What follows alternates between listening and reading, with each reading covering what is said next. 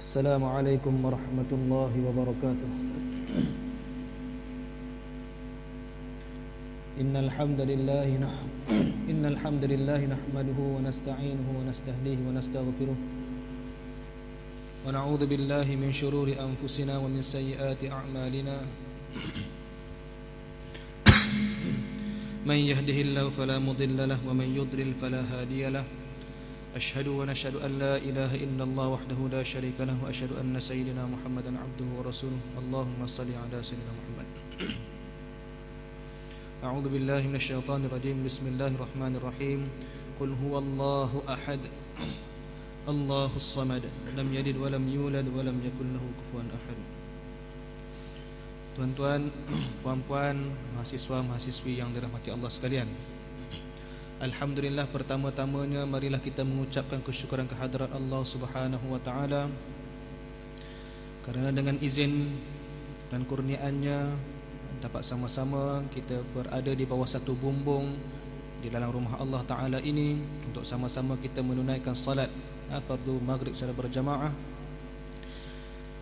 dan kemudiannya sama-sama kita berada di dalam majlis ilmu. Sebelum itu kita mulakan majlis ilmu kita pada malam ini dengan surah Al-Fatihah. Al-Fatihah. A'udzubillahi minasyaitonir rajim. Bismillahirrahmanirrahim. Alhamdulillahirabbil alamin. Arrahmanir rahim. Maliki yaumiddin. Iyyaka na'budu wa iyyaka nasta'in. Ihdinas siratal mustaqim. Siratal ladzina an'amta 'alaihim ghairil maghdubi 'alaihim waladdallin. Amin. Amin amin rabbal alamin. Jadi alhamdulillah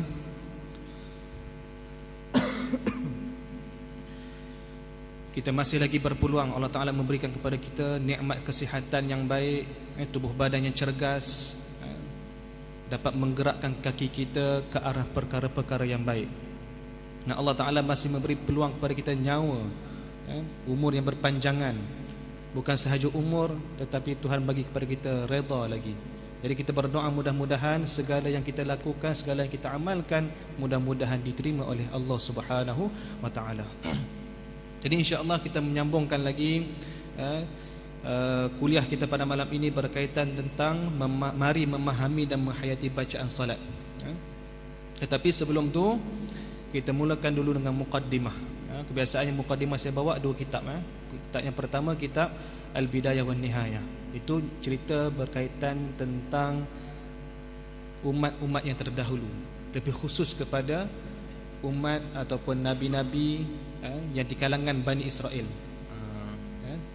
Jadi umur golongan-golongan yang terdahulu ini umurnya sangat-sangat panjang. Sebab itu di dalamnya ada banyak berbagai-bagai kisah-kisah teladan yang boleh kita ambil. Kemudian barulah kita akan menyambung main topik kita, iaitu mari menghayati dan memahami bacaan salat. Jadi pada minggu lepas kuliah tak ada sebab kita berhari raya. Dengan kuliah-kuliah pun cuti juga. Kan.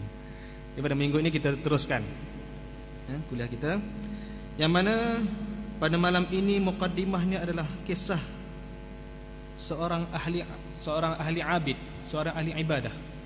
Pernah dengar tak tuan-tuan, namanya Barsisa? Pernah dengar kan? Nama Barsisa ni sangat famous.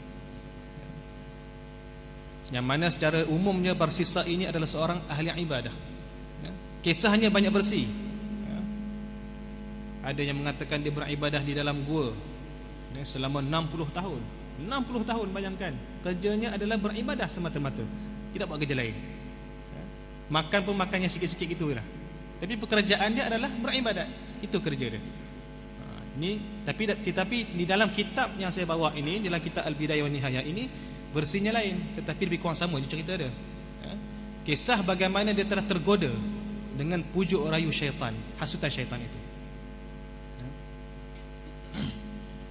Kisahnya berbunyi begini, diriwayatkan daripada Abdullah ibn Mas'ud.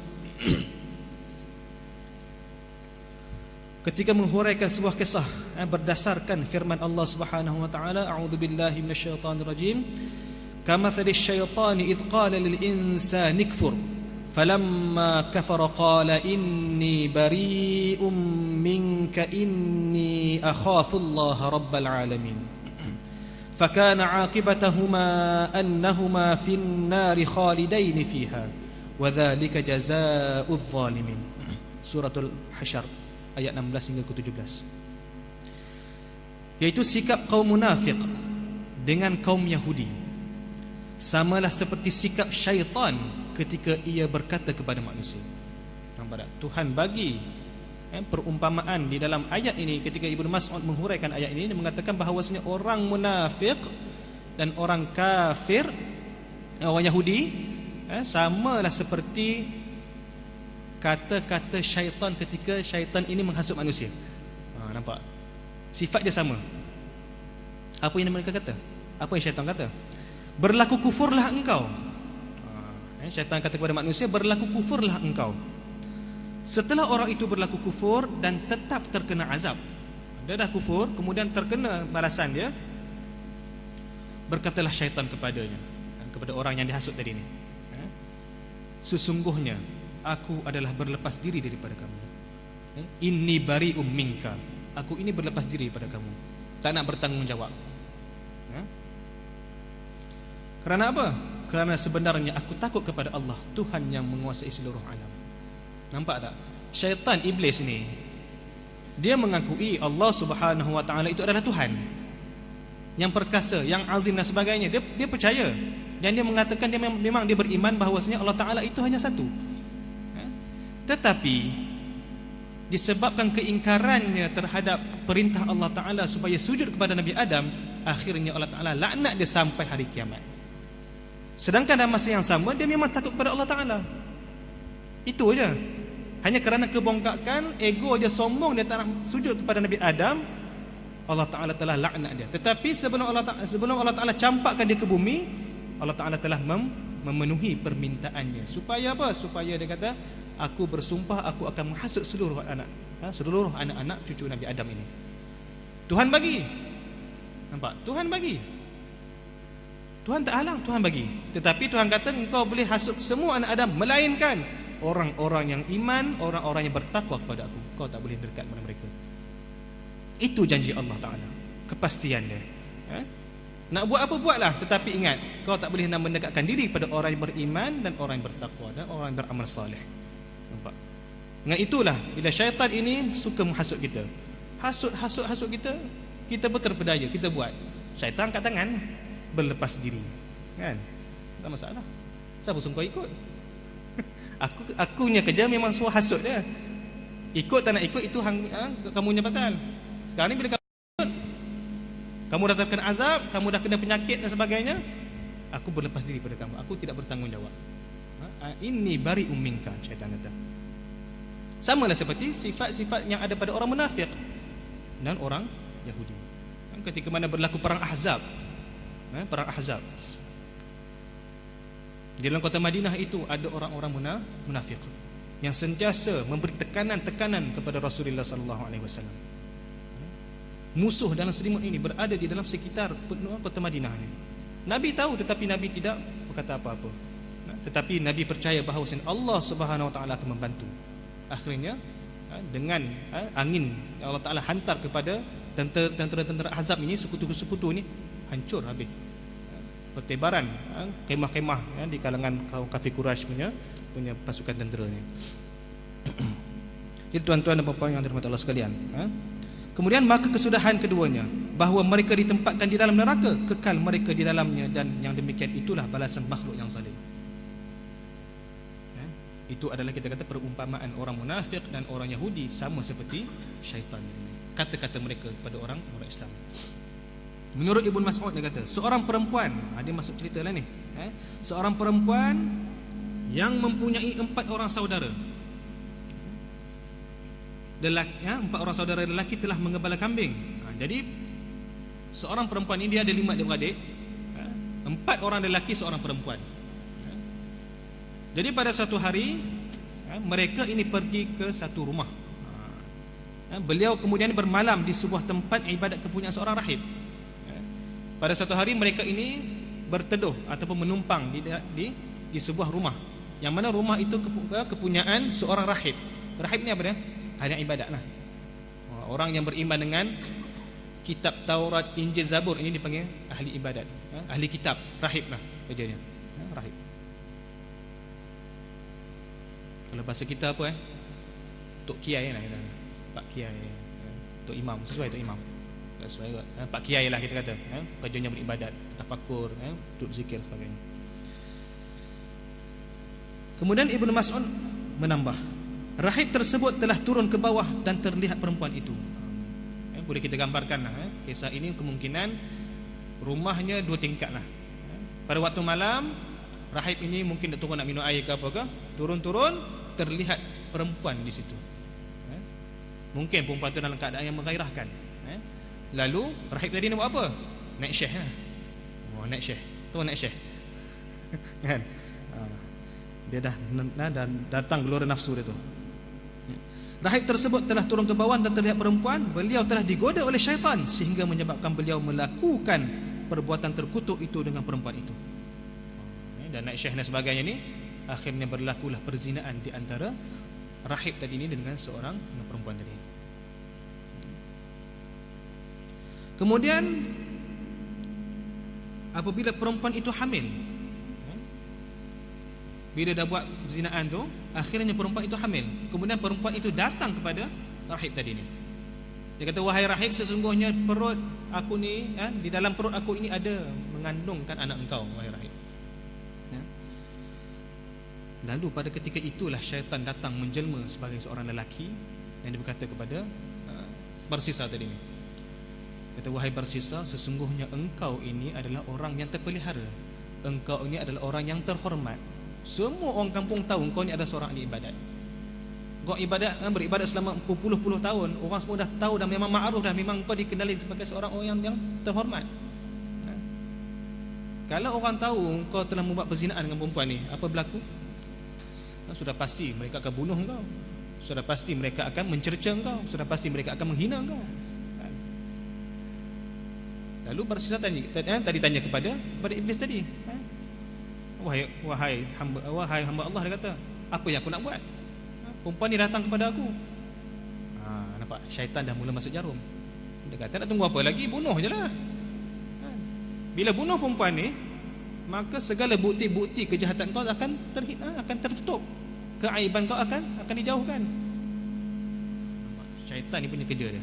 Akhirnya lelaki tadi ni, rahib tadi ni, telah membunuh perempuan tadi. Bunuh.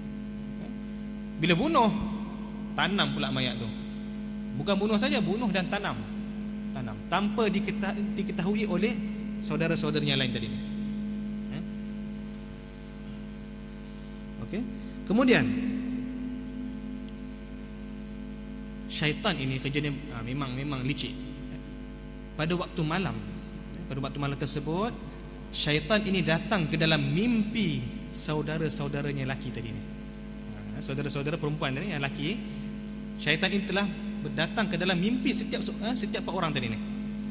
Dan di dalam mimpi itu dia telah berkata, wahai si fulan, sesungguhnya adik engkau ini telah dibunuh oleh rahib. Dan kemudian dia telah menanam mayat adik engkau ini di tempat sekian-sekian. Macam tu.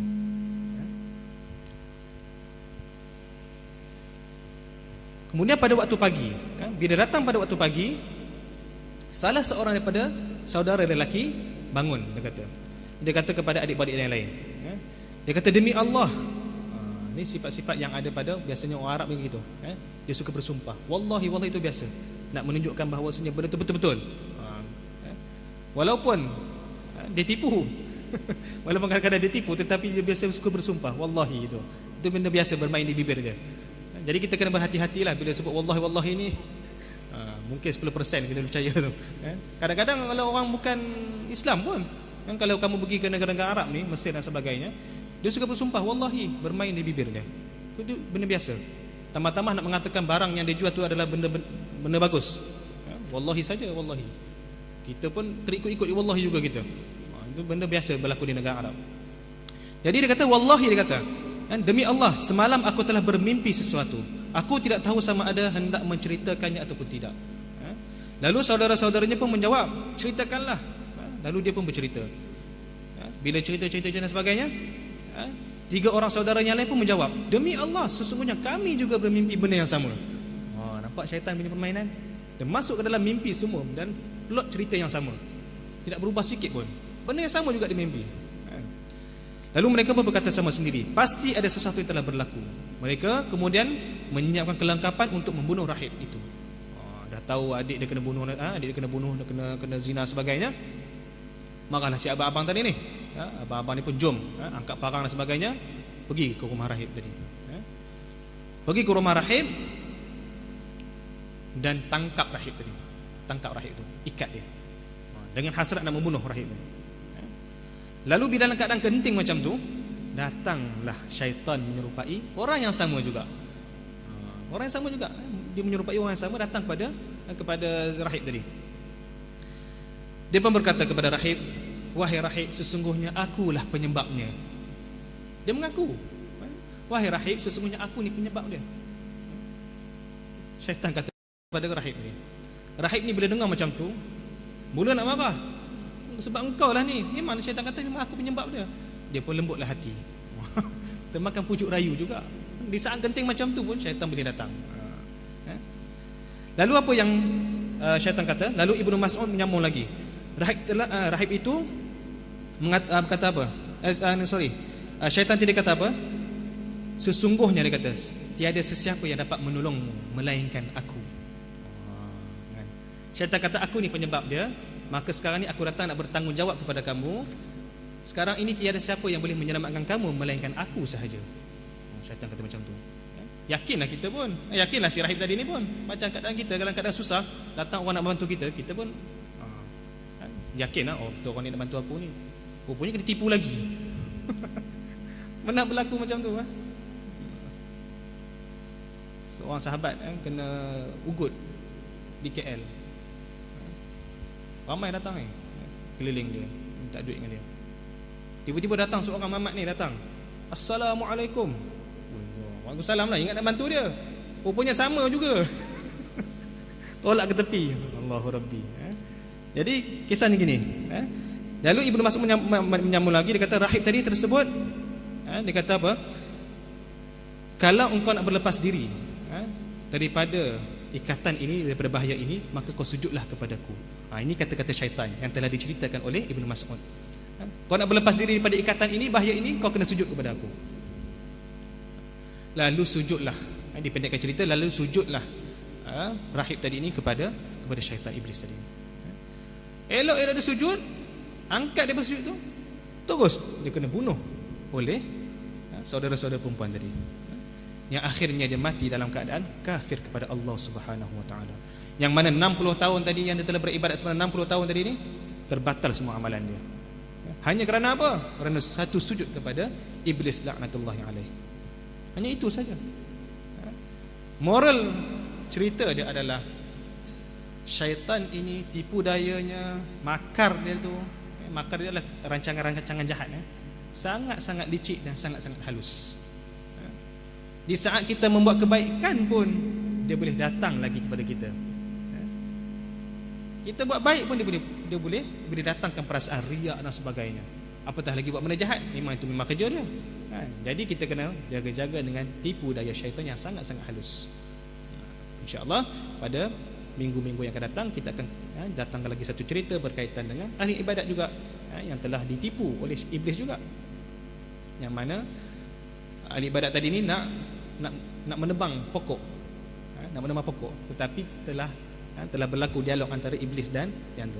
Ada lagi kisah kita akan buka pada minggu-minggu yang akan datang insya-Allah. Jadi tuan-tuan dan puan-puan yang dirahmati Allah sekalian,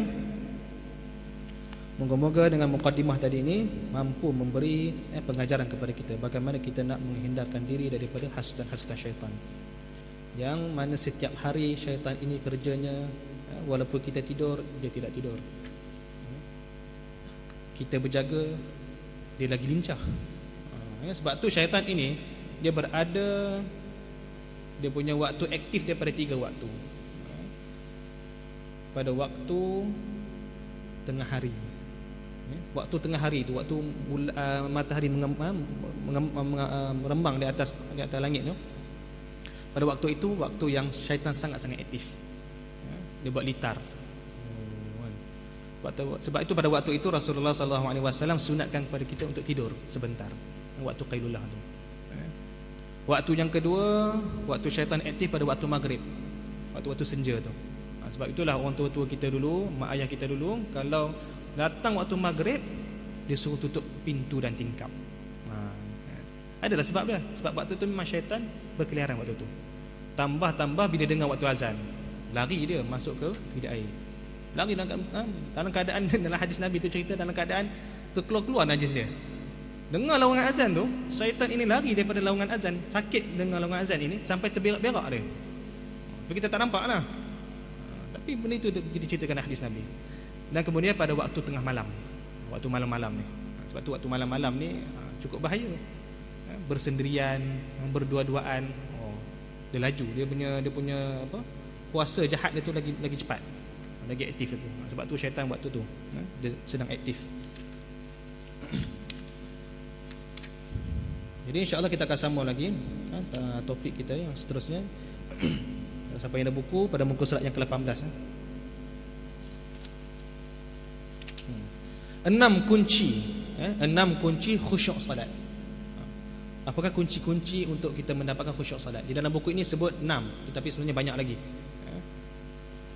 Yang pertama, kunci untuk kita khusyuk salat, iaitu dipanggil dalam bahasa Arabnya hudurul qalbi, ataupun dalam bahasa Melayu disebut kehadiran hati.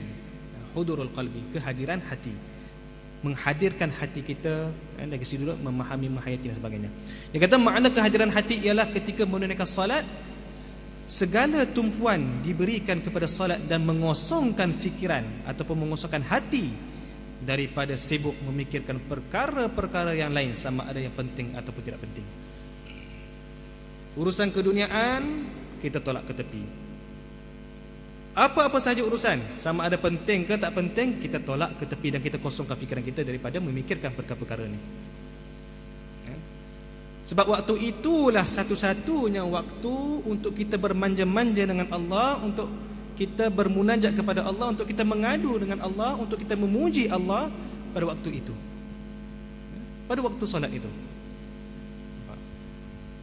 Kerana solat itu adalah satu perkara yang wajib. Jadi bila kita berhadapan dengan Allah Ta'ala, mesti dalam keadaan kita bersuci, hati kita juga mesti betul-betul fokus kepada Allah Ta'ala. Sebab kita masuk sembahyang bermula dengan kita membesarkan Allah, dan kita akhiri dengan ucapan salam, ucapan yang baik juga. Dan sepanjang kita solat itu, tidak ada waktu untuk kita bersibuk-sibuk memikirkan benda lain. Ini bagi orang-orang yang mampu, kita ni lah, menghayati atau memahami bacaan solat. Waktu bila dalam sembahyang kita nak kosong fikiran? Waktu bila dalam sembahyang ni, waktu kita nak, kita buat mana kita tak membaca apa-apa? Ada tak? Ada.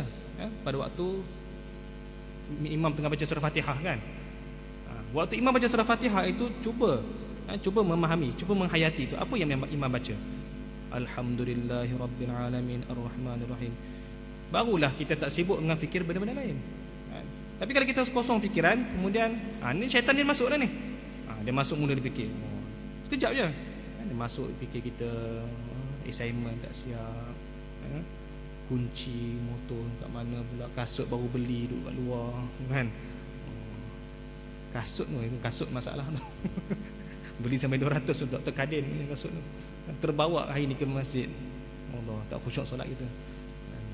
Dia dah mula tu main kan. Jadi sebab itulah kita mesti menghadirkan hati kita di dalam waktu sembahyang ini.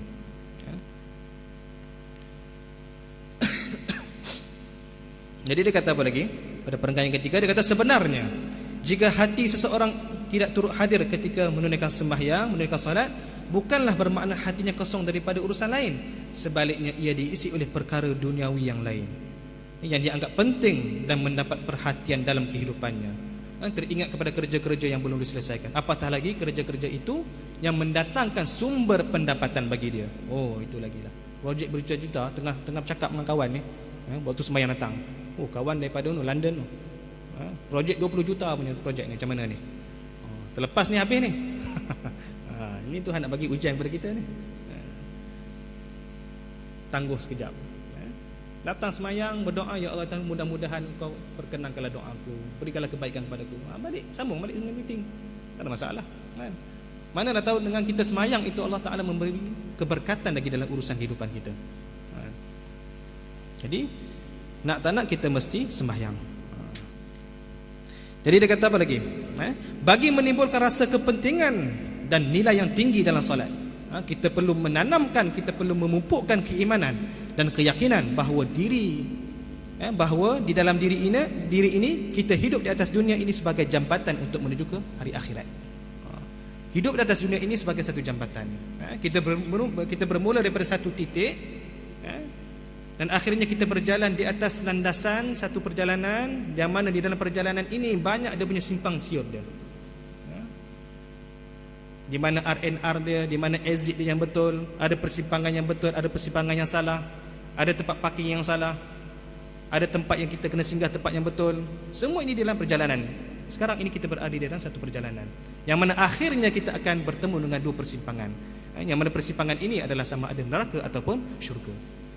Itu saja tempat kita, sama ada neraka ataupun syurga. Sudah pasti kita mesti meminta syurga. Allahumma inna nas'aluka ridhaka wal jannah wa na'udzubika min sakhatika wan nar. Doa itu bukan sahaja kita ucapkan pada bulan puasa sahaja. Ini bulan puasa saja kita dengar doa tu. Habis bulan puasa tak dengar dah. Kita teruskan doa macam tu. Ya Allah, ya Tuhan, kurniakanlah kepadaku nas'aluka ridhaka wal jannah, keredaanmu yang menyebabkan aku masuk ke dalam syurga. Wa na'udzubika min sakhatika wan nar, dan hindarkanlah aku ini daripada siksaan api neraka.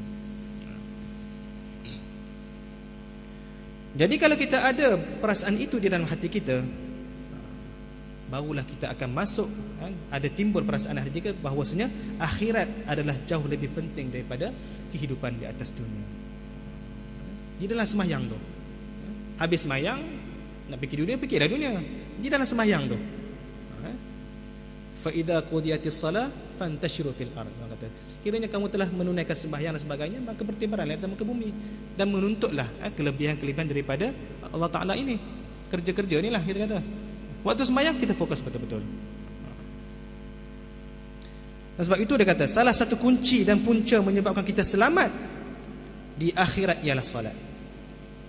Kalau inilah kedudukan solat dalam kehidupan orang yang menganggap akhirat sebagai destinasi akhir kehidupan yang kekal, maka sudah pasti hatinya akan sentiasa memberikan tumpuan dan hadir ketika menunaikannya. Nampak? Bila dia sedar macam tu, barulah datang perasaan insaf, perasaan rendah diri, hilangkan perasaan bongkak, riak dan sebagainya. Sebab apa? Sebab kita berhadapan dengan Rabbul Jalil, Rabbul Alamin, Tuhan yang menciptakan segala-galanya, Tuhan yang memenuhi permintaan kita, memenuhi munajat kita. Selain daripada itu juga, kunci untuk selamat dunia akhirat ini ialah pertama, menjaga lisan, menjaga lidah. Nak selamat dunia akhirat ini selain daripada sembahyang, perkara sampingan dia adalah menjaga lidah daripada mengeji orang, kutuk orang sebagainya. Lidah ini walaupun tidak bertulang tetapi dia berbisa, sangat-sangat bisa. Bisanya mampu berada di dalam orang yang kita kata pada dia itu bertahun-tahun lamanya.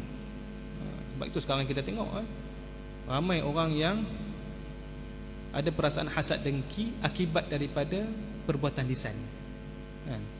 Kita tengok sering kali kita tengok baca dalam surat khabar ni, apa yang berlaku, jenayah. Akibat apa? Akibat tidak menjaga lisan kan? Fitnah sana sini dan sebagainya. Yang kedua ialah menetap di rumah. Ini salah satu kunci juga. Menetap di rumah apa sebab dia? Sebab di rumah ini adalah salah satu tempat yang selamat. Apatah lagi bagi orang-orang perempuan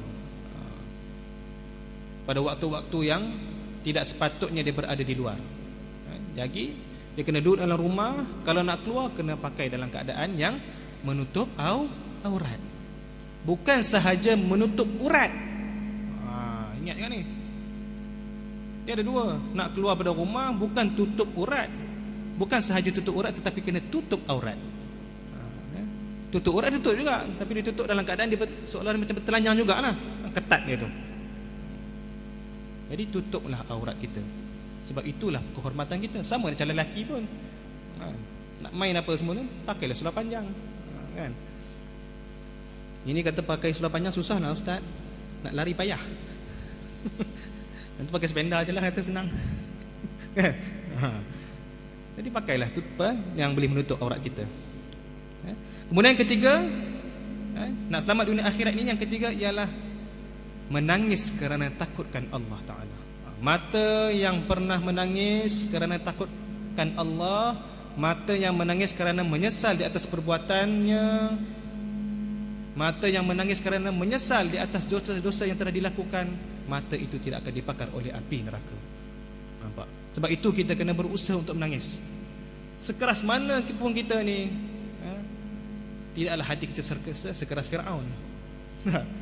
Fir'aun itu adalah kita manusia yang paling jahat, mengaku Tuhan, keras betul hati dia. Datang kepada dia Nabi Musa tu pun dia tak ada kata apa, malah dia memerangi Nabi Musa lagi. Sekeras-keras kita pun kita cubalah menangis. Apabila kita mendengar benda-benda azab, benda-benda yang sedih, kita menyesal dari perbuatan kita, cuba menangis. Cuba untuk menangis. Mudah-mudahan dengan mata yang mengalir ini, akibat daripada kita takut atau kita menyesal di atas perbuatan kita, Allah Ta'ala tidak akan membakar mata kita daripada api neraka. Kemudian yang pertama tadi kehadiran hati. Yang kedua, di dalam kunci untuk khusyuk salat adalah memahami makna-makna bacaan salat. Memahami makna tadi.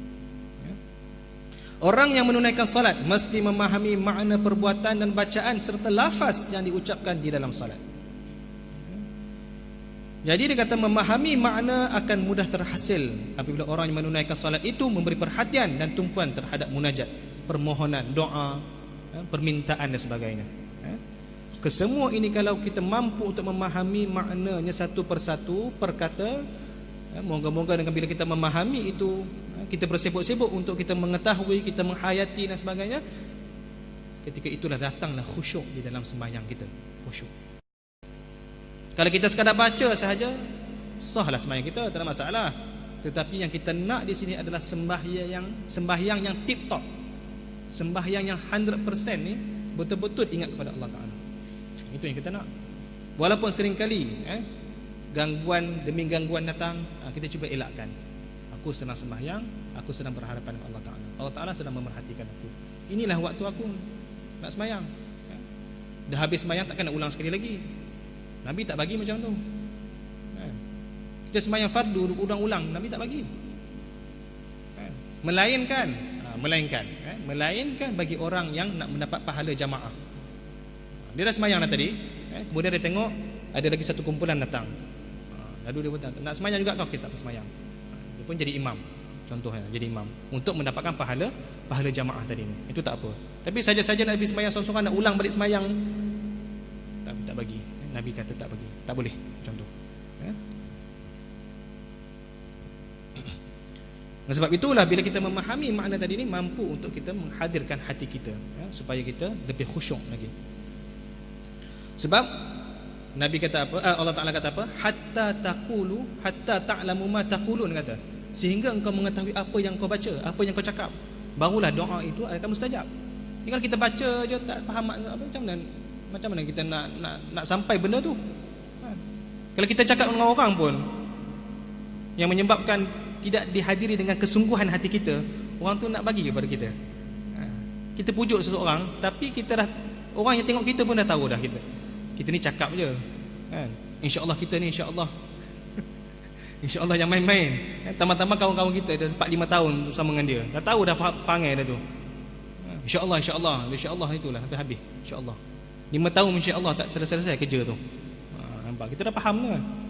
Jadi kesungguhan kita bila bercakap, orang bila nampak kesungguhan, orang tu dia akan memenuhi permintaan orang itu. Macam tu kita dengan Tuhan, kita berdoa bersungguh-sungguh, supaya Allah Ta'ala memenuhi permintaan-permintaan kita. Itu yang kedua. Yang ketiganya adalah mentakzimkan Allah. Kunci khusyuk salat yang ketiga adalah mentakzimkan Allah, iaitu membesarkan Allah ataupun mengagungkan Allah Subhanahu wa Ta'ala. Jadi orang yang mentakzimkan Allah Ta'ala ini terhasil daripada pembesaran itu ada dua. Yang pertama dia kata mengetahui keagungan dan kehebatan Allah dalam mencipta dan mentadbir alam, dan mentadbir dunia dan alam akhirat. Alam yang nampak dengan mata kasar dan alam yang tidak nampak dengan mata kasar. Bila orang yang mentazimkan Allah Ta'ala ini terhasil daripada pembesaran dia tadi ni, ada dua. Yang pertama, dia mengetahui bahawa kebesaran Allah Ta'ala ini menciptakan sekalian alam dan sebagainya, dan Allah Ta'ala ini menciptakan benda yang nampak dengan benda yang tak nampak. Allah Ta'ala cipta kepada kita dunia ini, kita nampak batu dan sebagainya, tetapi Allah Ta'ala juga menciptakan satu benda yang kita tak nampak, tetapi kita beriman dengan pendengaran kita, yang dipanggil sebagai sam'iyat. Akidah iman sam'iyat. Seperti apa? Syurga, neraka, hari kiamat, alam barzakh. Benda itu pasti. Pasti. Tetapi adakah kita nampak dengan mata kasar kita? Kita tak nampak. Tapi benda itu tetap ada. Nak tak nak kita mesti beriman dengan apa yang kita dengar melalui lidah Rasulullah sallallahu alaihi wasallam. Itu yang pertama. Yang kedua, apa yang lahir lagi daripada kita hasil daripada mentazimkan Allah Ta'ala tadi, mengetahui kehinaan dan kekerdilan diri, dan menyedari bahawa ia dijadikan oleh Allah sebagai hamba yang mesti tunduk dan patuh kepada Tuannya yang telah menciptakan dan mengatur urusan kehidupannya. Dia sedar bahawa diri dia ini diciptakan oleh Allah. Jadi setiap urusan, setiap rezeki, setiap habuan dia Allah Ta'ala yang aturkan. Kita ini hanya menerima sahaja, di samping kita berusaha. Nampak? Pertama tadi dia kata apa? Kita mengakui bahawasanya kebesaran Allah Ta'ala terhasil dengan kita beriman dengan benda yang kita nampak, benda yang kita tak nampak. Yang kedua, kita merasakan kekerdilan diri kita. Bila ada perasaan macam tu, barulah kita rasa rendah diri di hadapan Allah Ta'ala. Tinggalkan pangkat kita, tinggalkan ego kita, segala-galanya kemuliaan kita tinggalkan apabila kita berhadapan dengan Allah Subhanahu wa Ta'ala. Jadi di dalam hadis Nabi mafhumnya dia berkata, sesungguhnya seorang hamba yang paling dekat dengan Allah Ta'ala apabila dia melakukan sujud.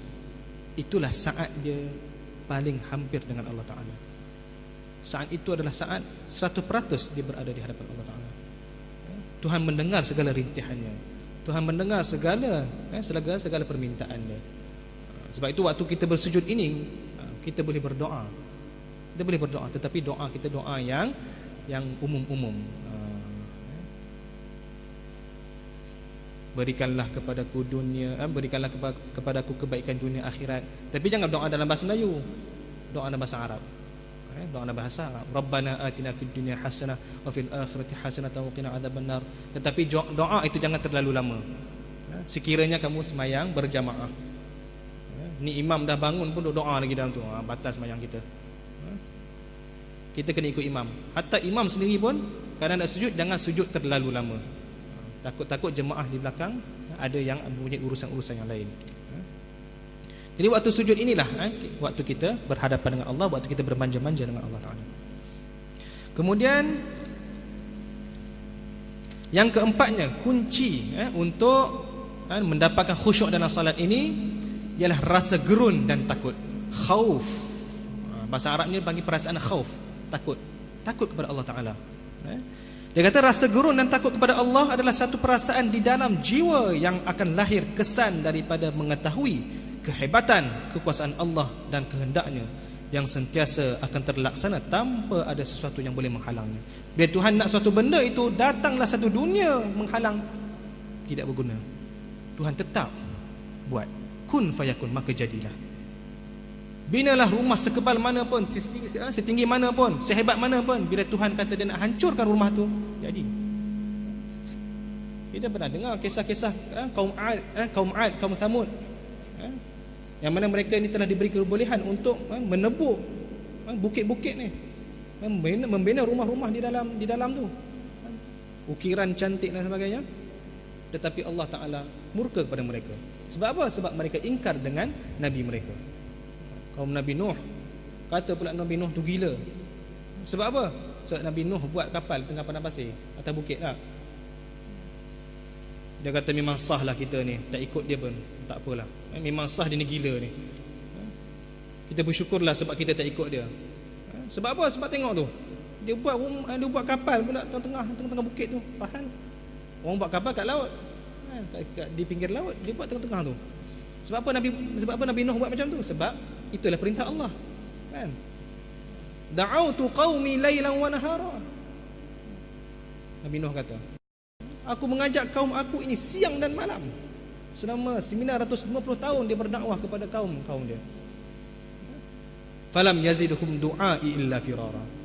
Tidak mendatangkan keimanan kepada mereka, malah mereka ini lari daripada Nabi Nuh alaihissalam. Yang mana akhirnya Allah Ta'ala telah menghasilkan telah mengeluarkan air yang terlalu banyak. Muntah air, bumi ini muntah air, sehingga menenggelamkan seluruh kaum dia, melainkan orang-orang yang beriman.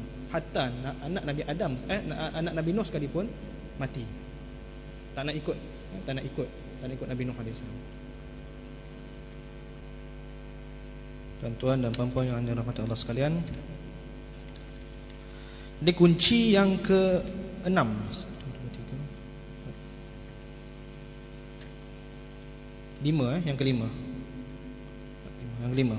Kunci yang kelima untuk mendapatkan khusyuk salat ini iaitu mengharapkan, iaitu ar-raja.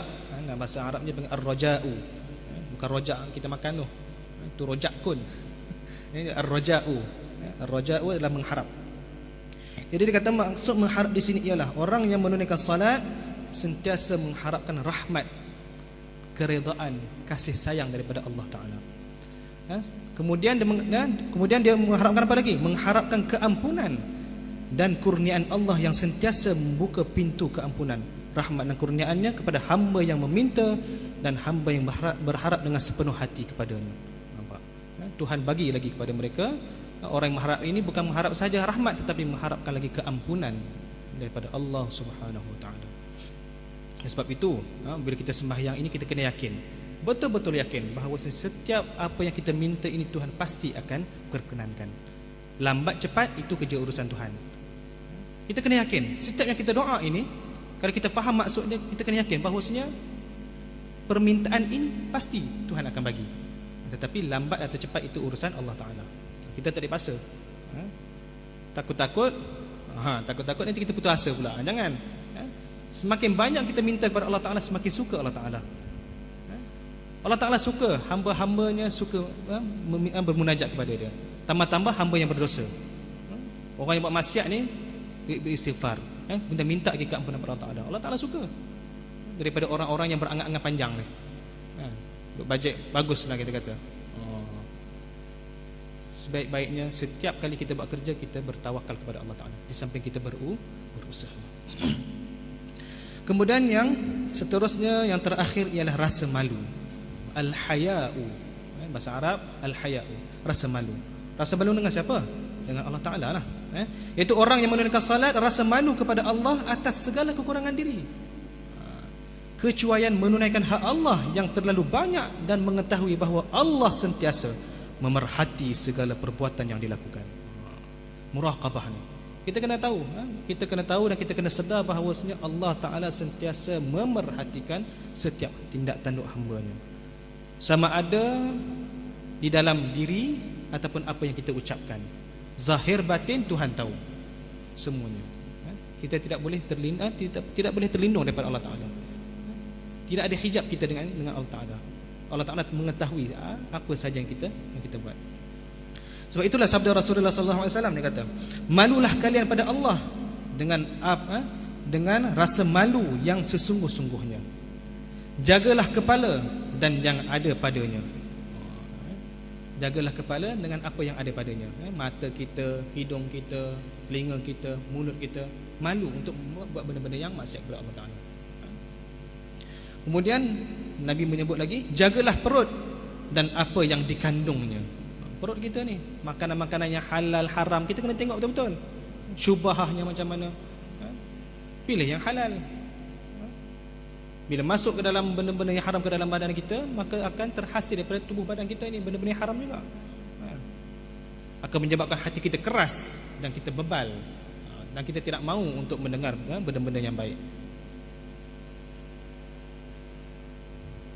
Kemudian Nabi berpesan lagi, ingatlah kematian dan ujian. Maka barang siapa yang melakukan itu, yang melakukan itu, balasannya ialah syurga. Balasan ialah syurga. Disebut dalam hadis ini syurga ma'wa. Dia sebut pula syurga ma'wa, kita akan mendapat balasan-balasan yang baik sekiranya kita malu dengan benda-benda yang disebut dalam hadis ini. Kalau kita kata malu telinga, malu kita nak mendengar benda-benda yang bukan-bukan, caci maki, umpatan dan sebagainya, kita malu nak mendengar, kita jauhkan diri. Kalau malu mulut kita ini malu untuk kita mengucapkan benda-benda tidak baik, malu daripada melakukan fitnah, keji, umpatan, macam tu. Dengan sebab itulah bila kita orang yang sembahyang ini kena ada perasaan malu terhadap diri kita, malu terhadap orang lain, malu paling utama adalah malu kepada Allah Subhanahu wa taala, kerana Tuhan tahu apa yang kita laksanakan. Dan kita kena sedar bahawasanya muraqabah Allah Taala sentiasa berada di sekeliling kita. Bukan sahaja Allah Taala pandang kita, malaikat kiraman katibin pun pandang kita, mencatat segala amalan-amalan kita baik buruknya. Bukan sahaja malaikat kiraman katibin melihat kita, tetapi malaikat maut juga tengok kita pada setiap hari. Tak henti-henti ada yang sedang memerhatikan kita. Kalau kita boleh sedar macam tu, alhamdulillah, ada kesedaran macam tu. Terselamat kita daripada bahaya siksaan azab kubur dan juga azab api neraka. Kerana di akhirat nanti bila Allah Taala bagi kepada kita buku catatan amalan ini, orang yang berada ni boleh tengok, ya Allah Tuhanku, sampai sekecil ni pun kau nak tulis juga ke? Boleh terkeluar daripada mulut orang yang tengok buku amalan dia. Sekecil-kecil amalan baik pun malaikat kiraman katib ini menulis. Sekecil-kecil perkara buruk pun malaikat tetap akan menulis juga. Dan sebab itu kita kena insaf, rasa keinsafan di dalam hati kita betul-betul bahawasanya kita adalah hamba Allah yang sentiasa diperhatikan oleh yang tadi kita sebut tadi. Jadi saya rasa setakat itu dulu tazkirah pada malam ini berkaitan dengan mari memahami kunci 6 kunci khusyuk salat. Mudah-mudahan dengan tazkirah yang kita dengar tadi ini mampu mencuit hati kita untuk kita mengkoreksi diri kita, untuk kita sentiasa mengupdate diri kita. Bukan kita sahaja kehidupan kita, kita update benda-benda yang nak menuju ke alam akhirat ni. Dunia akhirat kita kena ambil. Rabbana atina fid dunya hasanah wa fil akhirati hasanah wa qina adzabannar. Aqulu qawli hadha wa astaghfirullahal azim li wa lakum. Wassalamu alaikum warahmatullahi wabarakatuh. A'udzu billahi minasyaitonir rajim. Bismillahirrahmanirrahim. Allahumma arina haqqan haqqan warzuqna ittiba'ah wa arina al-batila batilan warzuqna ijtinabah. Allahumma ij'alna minat tawwabin waj'alna minal mutatahhirin waj'alna min ibadikas salihin. Rabbi ij'alna muqimas salah, Rabbi ij'alna muqimas salah, Rabbi ij'alna muqimas salah. ومن ذرياتنا ربنا وتقبل دعاء ربنا آتنا في الدنيا حسنة وفي الآخرة حسنة وقنا عذاب النار وصلى الله على سيدنا محمد وعلى آله وصحبه أجمعين والحمد لله رب العالمين. السلام عليكم ورحمة الله وبركاته.